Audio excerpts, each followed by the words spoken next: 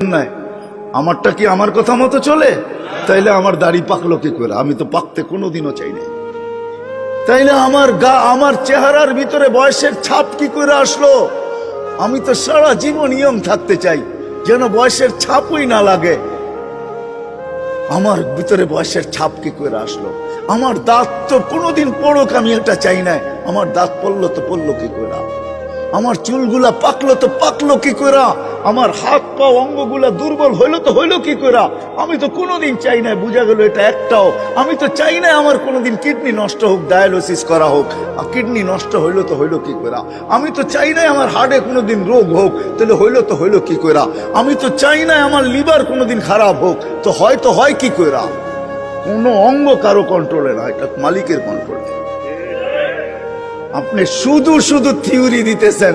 আমার দেহ, আপনার দেহ, শুধু শুধু থিওরি দিতেছেন। আমার দেহ আমি দিব, যাকে খুশি তাকে দিব, এটা শুধু শুধু একটা বুয়া প্রবাদ বাক্য। আপনি আমাকে প্রমাণ করেন যে এটা আপনার দেহ কি করে হয়।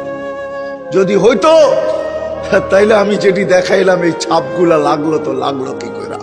এই স্টিকার লাগলো তো লাগলো কি করে? দাড়ির ভিতরে সাদা স্টিকার লাগলো তো লাগলো কি করে? চেহারায় বয়সের স্টিকার লাগলো তো লাগলো কি করে? এখন বসলে উঠতে পারে না, উঠলে বসতে পারে না। আপনি বলেন আমার জীবন আমি কাটাবো, যেমন খুশি তেমন কাটাবো। কে বলছে এটা আপনার জীবন? প্রমাণ করেন আগে আপনার জীবন, তারপরে প্রবাদ বাক্য মাইনা নিব না, মাথায় রাখবো। প্রমাণ করে দেন আগে। একটাও আমার না, একটাও আমার কন্ট্রোলে না, সব মালিকের কন্ট্রোলে। আসেন, প্রস্তুতি নেই, ছোট জীবন কিভাবে প্রস্তুতি নিতে পারে এটার জন্যই মুহাম্মাদুর রাসূলুল্লাহ আল্লাহ কানে ধরে প্রস্তুতি করাইতে পারতেন।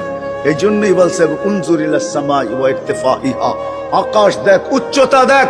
উনজুর ইলাস শামসি ওয়া শুআইহা, সূর্য দেখার কিরণ দেখ।